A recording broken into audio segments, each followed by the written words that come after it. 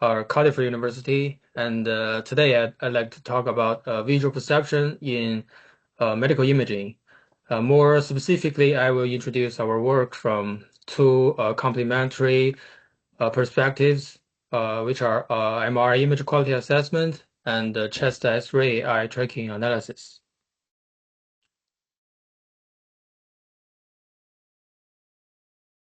So I would like to begin with the clinical motivation behind this work. So in clinical imaging, diagnosis strongly relies on image quality because radiologists must be able to see subtle diagnostic structures clearly and reliably.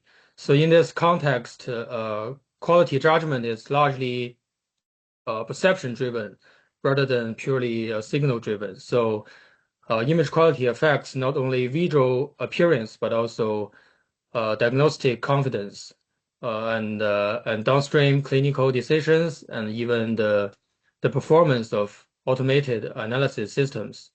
However, in practice, quality control is still largely manual and subjective, which motivates the need for automated medical image quality assessment methods that are aligned with clinical perception rather than only low-level distortion measures. So the key point here is that the medical image quality is fundamentally perception-centered.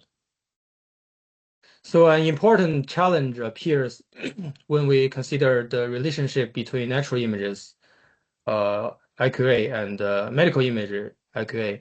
So most existing IQA methods were developed for natural images and rely on natural scene statistics and also some distortion assumptions, whereas medical images are very different. They are anatomy driven and task driven and clinically interpreted. So because of these structural and perceptual differences, direct transfer from natural images IQA models to medical images often leads to a significant drop in performance. So in our work, this gap is not only a conceptual argument, but is supported by systematic cross-domain benchmarking of many existing IQA methods on medical datasets, which establish a clear domain gap and motivates medical specific IQA modeling. So this talk is organized around four linked questions. First, to what extent do natural images IQA methods generalized to medical imaging? And the second, how does radiologist expertise shape perceived image quality? And third, can a perception-aligned deep learning model improve MRI image quality assessment? And finally, can eye tracking help us understand how expertise influence visual interpretation in chest X-ray reading? Together, these questions connect image quality, human perception, and visual behavior in a unified research framework. So I will first introduce the clinical motivation and the domain gap between natural and medical image quality assessment, then move to the MRI dataset and discuss MRI quality perception based on expert radiologist ratings. And after that, I will present the benchmarking of the existing IQA methods, and then introduce MIQANet, our perception-aligned model for MRI quality assessment. And finally, I will move to the chest X-ray eye tracking study and discuss how radiologist expertise is reflected in visual search behavior. So MRI is particularly challenging and important for quality assessment. Compared with X-ray and CT, MRI provides much richer soft tissue context, but also shows more diverse artifacts, patterns, and acquisition variability. Diagnostic interpretation is often sensitive to subtle texture and boundary clarity, which makes MRI demanding text bed for no reference image quality assessment. And based on this motivation, everyone next introduced the database, which we constructed to study MRI image quality perception in a controlled and radiologist-annotated setting. So in this database, we simulated common MRI artifacts and classified them into 4 categories based on their structure and spatial density, including whether the artifacts were structured and whether the spatial density was flat. So the simulated distortions including ghosting, age ghosting, white noise, and color noise. And because different color noise variants were generated to account for randomization, so the final design contained 7 artifact types in total, each further represented at 2 energy levels. We applied this distortion to source MRI images from multiple anatomical regions, including brain, liver, breast, fetus, hip, and knee and spine. So the data set could support controlled yet diverse analysis of quality perception across anatomy and artifact conditions. So this is important because the goal was not simply to add arbitrary noise, but to create a methodological design benchmark for studying clinically meaningful MRI quality variation. So these slides show how the MRI artifacts were simulated in practice. Each artifact type was generated separately under controlled energy levels and then added back to the original image, rather than being introduced as a generic image level corruption. A benchmark energy level was first defined using a typical ghosting artifacts, and the other artifact types were scaled relative to this reference to ensure comparative. To perceive perceptual realism, the artifacts were restricted to the anatomical object using a binary mask. Different simulation strategies were then used for different artifact types. And after constructing the the image set, we conducted a subjective study using the simultaneous double stimulus methods, which allows direct comparison between images. And 13 radiologists from Angers University Hospital in France participated in the experiment. And before the formal assessment, they complete a training phase with sample images to ensure that they were familiar with the task and the interface. And also, those are some other settings in the experiment. So this design ensured that the resulting quality score were grounded in expert human perception under clinically relevant viewing conditions.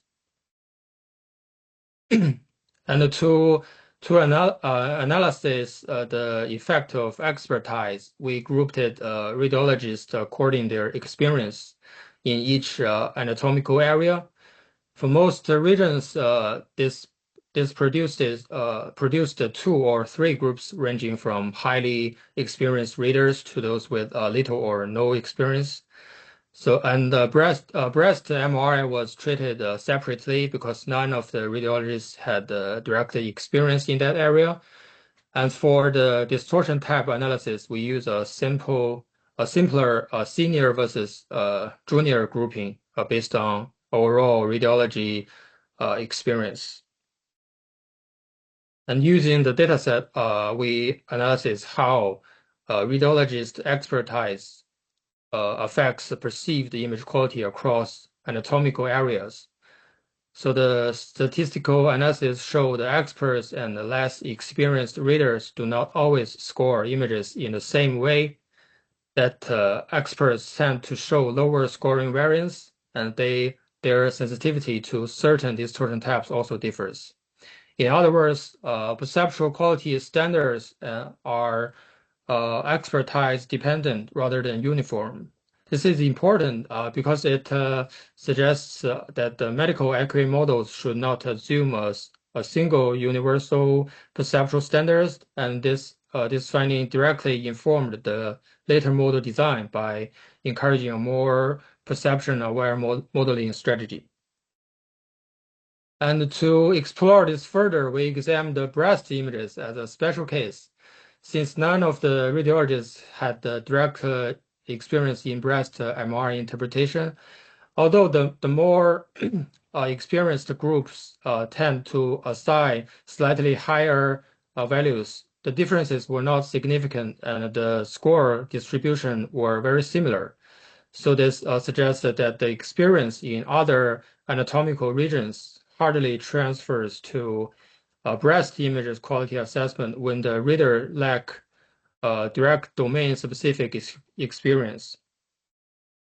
And we also examine whether experience influences tolerance to different distortion types. Overall, radiologists were more tolerant of color noise and plain ghosting than of edge ghosting and white noise. Interestingly, experience made little difference for color noise, but for the other three distortion types at high noise levels, senior radiologists gave significantly higher scores than junior ones. So this suggests that highly experienced readers may be more tolerant of certain artifacts, especially when those artifacts do not critically disrupt diagnostically relevant structure. And taken together, these perceptual findings naturally lead to a broader methodological question. So how well do existing accurate methods transfer from natural images to medical images? So to answer this, we carried out a comprehensive assessment of existing methodologies on our MRI dataset. So the goal was not simply to compare scores, but to systematically investigate the effectiveness and suitable of established natural image accurate methods when applied to medical images, and to identify the domain-specific challenges that arise in this setting. So before proposing any new model, we first ran a broad benchmark covering more than 40 accurate methods, including traditional full reference metrics, traditional no reference metrics, and multiple deep learning no reference models, both with or without fine-tuning. So I will not go through all the table lines.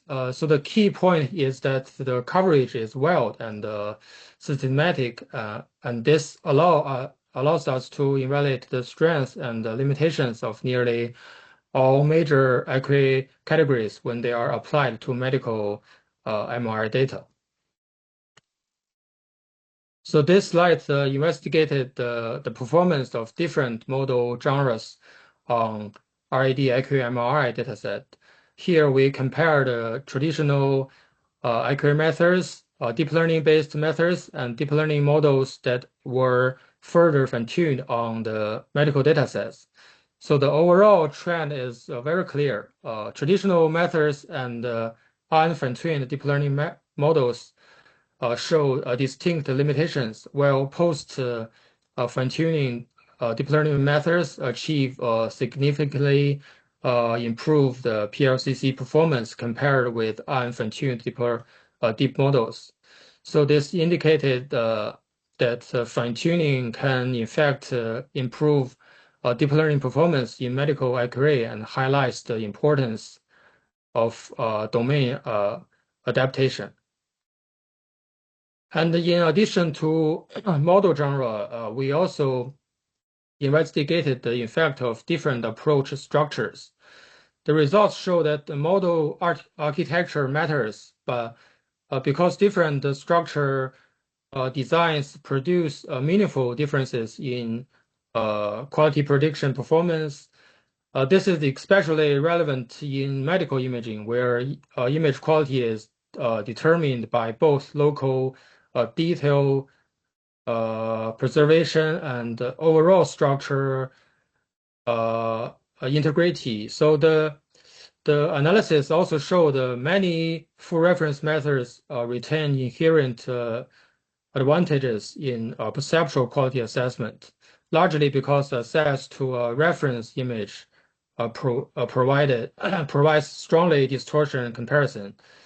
However, in medical imaging, reference images are often unavailable in real clinical scenarios, so which limits the practical of full reference approaches despite their strong benchmark performance. So this is why structurally effective no reference models remain particularly important for clinical deployment. And another important question is how transfer learning strategy affects performance. So in this slide, we compare models trained on. So let's first introduce those data sets. So the left data set is uh, is a natural image quality assessment data set, and the ImageNet is a natural image classification data set, and RAD-IQMRI is our data set. So we compared models trained on live only, models trained on ImageNet and fine-tuned on live, and models that are further fine-tuned on our MRI dataset. So the finding suggested that transfer learning is highly effective, especially when the model is eventually adapted using a task-specific medical dataset, such as our MR dataset. So this effect is particularly clear in medical-specific fine-tuning remains essential if we want the model to align properly with perceptual characteristics of the medical domain. So based on the limitations reviewed by the benchmark, we proposed MIQANet for MRI image quality assessment. So the central idea behind MIQANet is that MRI quality perception depends on more than one level of visual information, which are local structural fidelity is important, but so is global anatomical coherence. So for this reason, MIQANet was designed as a perception-aligned deep learning framework rather than a generic IQA model transferred directly from natural images settings.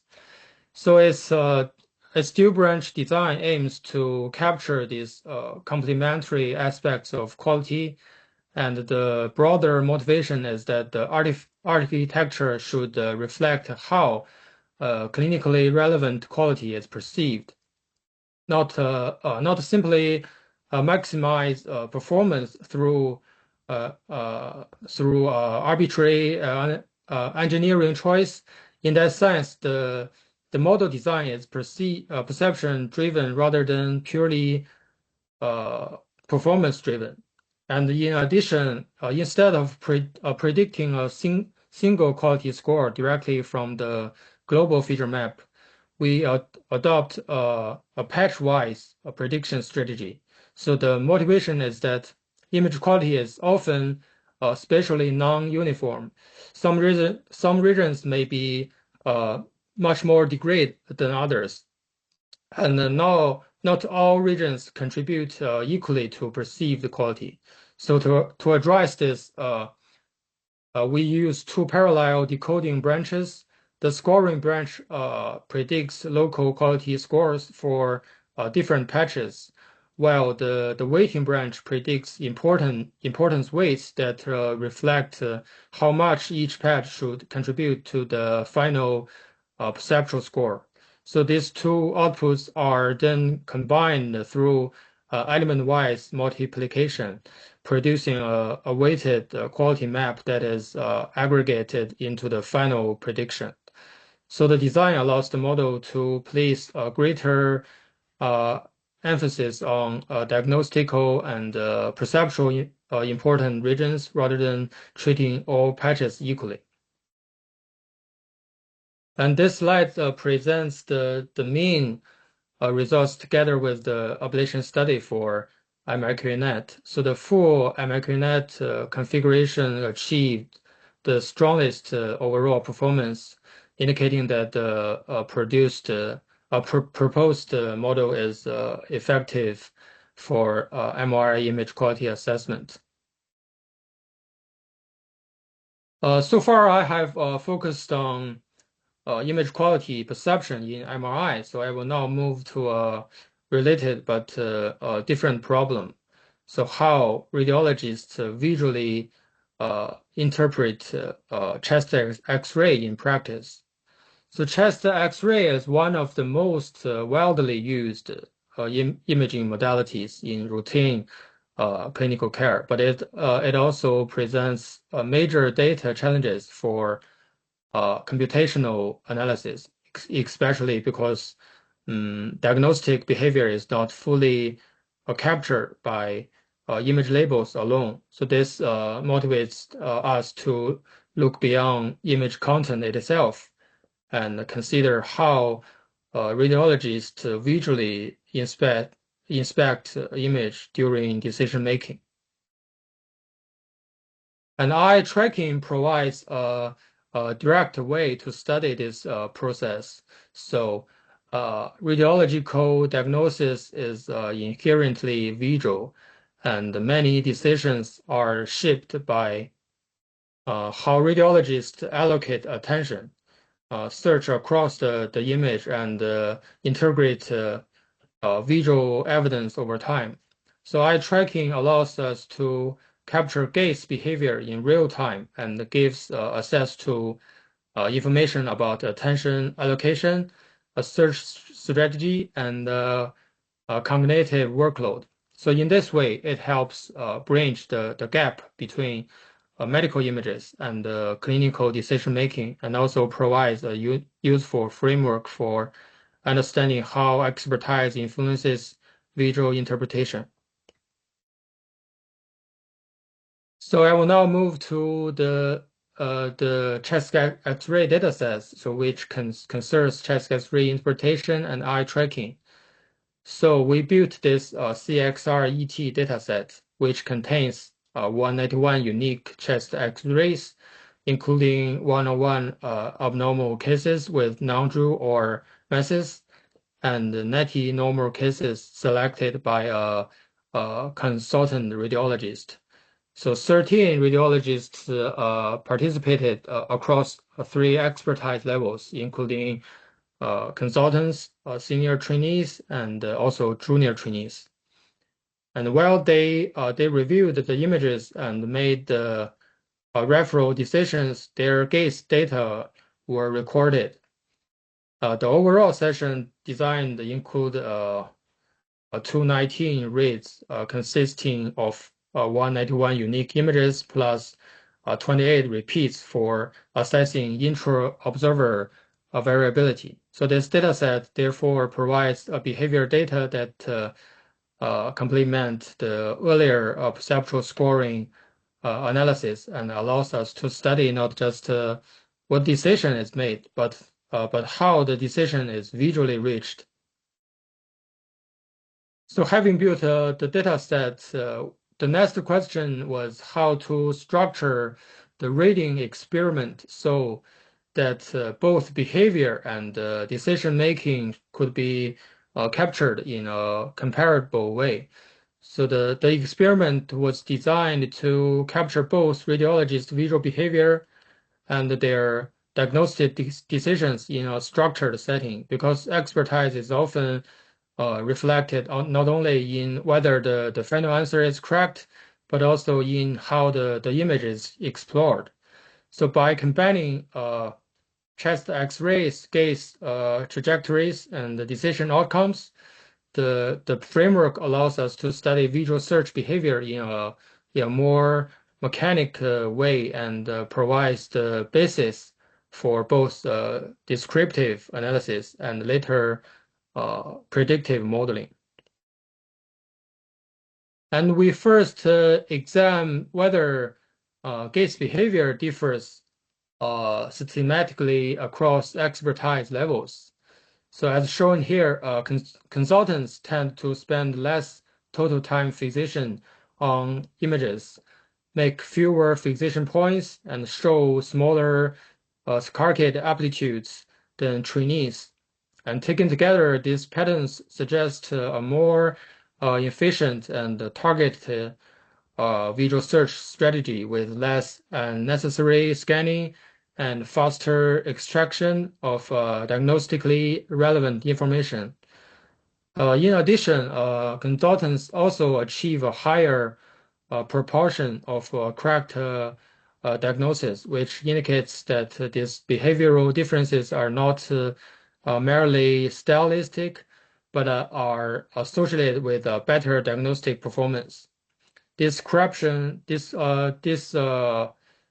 differences suggest that expertise is roughly reflected in visual search behavior, but to test this more systematically, we next represent gaze behavior using a set of spatial and temporal features. So to model this expertise related differences more systematically, we extracted two broad groups of eye tracking features. The first group consists of spatial features, which describe gaze trajectories and scan path characteristics, such as total saccade amplitude and mean gaze position.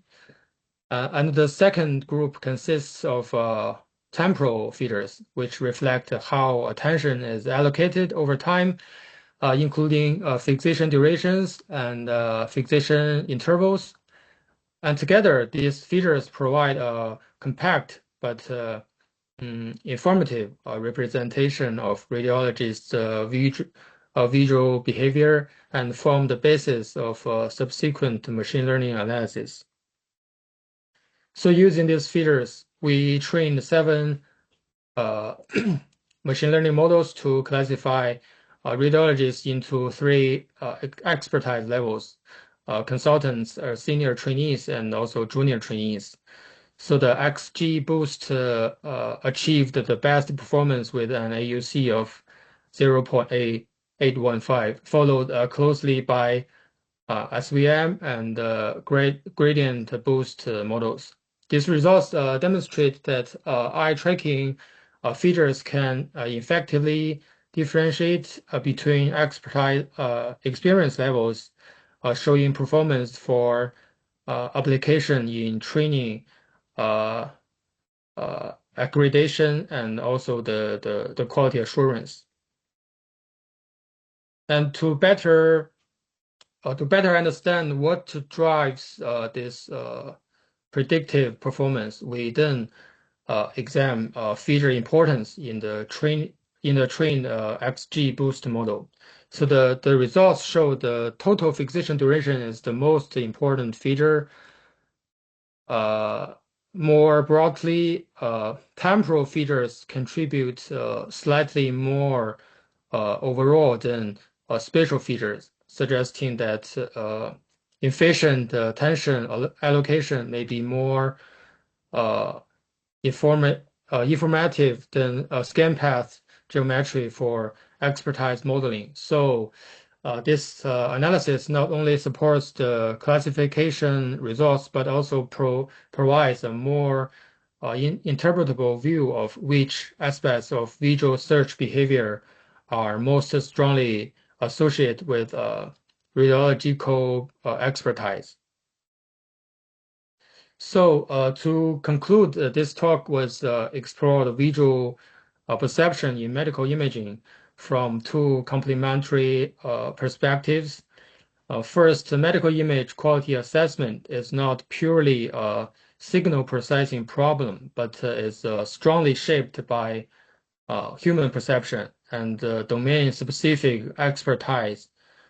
Second, in MRI, this motivates perception-allied modeling as reflected in the design of MIQANet. And third, in chest X-ray interpretation, eye tracking reviews interpretable expertise-related differences in visual search behavior that go beyond the image labels alone. So taken together, these studies suggested that the future medical AI systems may benefit from being not only image-driven, but also perception-aware and clinician-aware. Yeah, and those are what I'm going to talk about today. And thank you.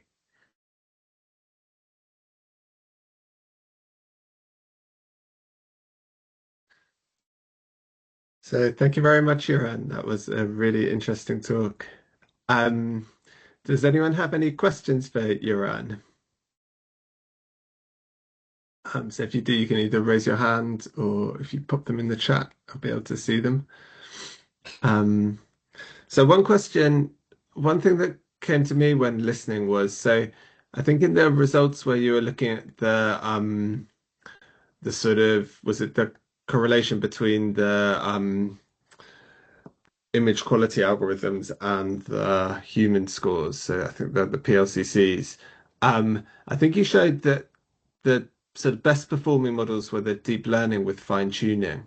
But on that chart, it also looked to me, I think it was the one before or the couple up that with the sort of yellow and blue bars. It also looked to me that some of the worst performing models was deep learning without fine tuning. So I guess is your conclusion from that that fine tuning is essential for these models? And can you say a bit more about how you conducted the fine tuning?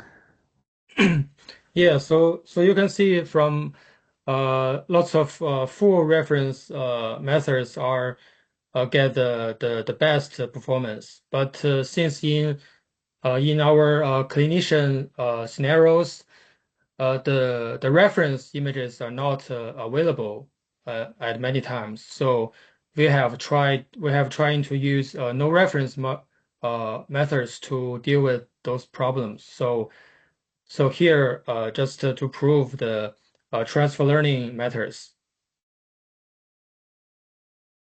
Okay, great. And the in the sort of final one there, the fine tune with um the sort of your data set, the RADIQMRI. With that one, did you use the sort of same data set to fine tune is that the same data that was also used for evaluation, or is that a sort of independent data set? Yeah, it's the same data, but we divided into the training part and also the validation part and test part. Okay, brilliant. Great. Does anyone else have any questions? Let me just see. Great.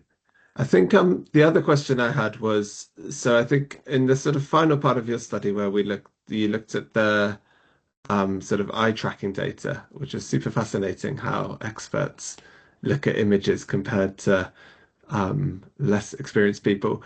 Um, what do you think? How do you think these sort of findings, or do you think these findings about how humans look at images, how can they be translated into models? So, do you think there's a sort of way that we can build models that, I guess, are able to mirror this expert behavior? So, what do we see? We see, was it sort of less, did they fixate on less points, was it? And they're able to move, they sort of focus on smaller areas. I can't remember the exact description you gave, but how do you think they might be translated into AI models, or how do you think that finding could be used in future models?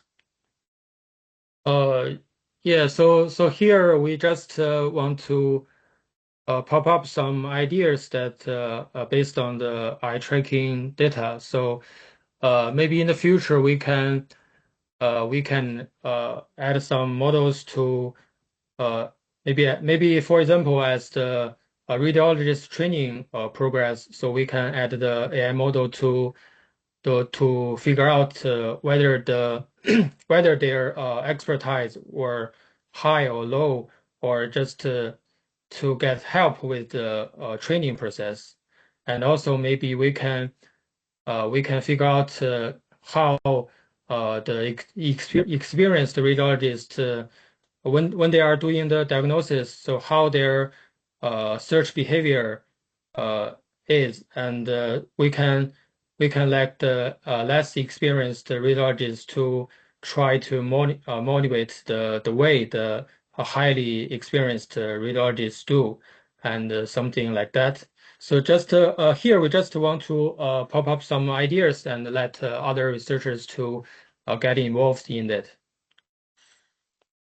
Brilliant. Thank you.